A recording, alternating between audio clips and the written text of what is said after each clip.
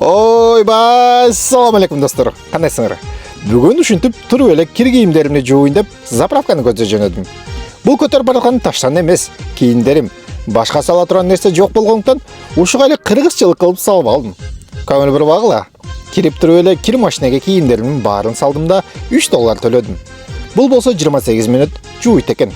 Бул бүткөнчө мен душка кирип чыгайын деп душка кирип кеттим. Чыксам эле бүтүп калыптыр. Кийимдеримди кургаткычка салдым. Бул деле адатынча $3 экен. Кургатуу болсо 1 саат кургатат. Макул деп айла жок 1 саат күттүм. Туугандар, ишенесиңерби, мен Кыргызстандан жаңы келгенде аябай таң калгам.